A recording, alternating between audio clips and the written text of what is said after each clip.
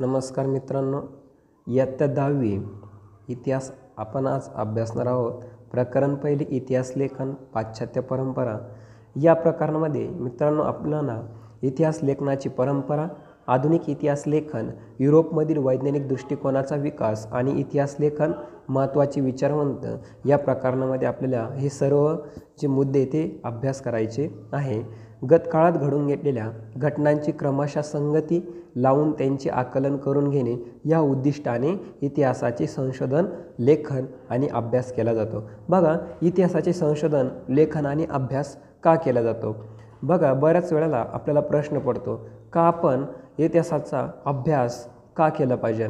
त्याचं कारण का गतकाळात घडून गेलेल्या ज्या घटना आहे त्यांचे क्रमशः संगती लावून त्यांचे आकलन करून घेणे या उद्दिष्टानं काय केलं जातं? इतिहासाचे संशोधन, लेखन आणि अभ्यास केला जातो। म्हणजे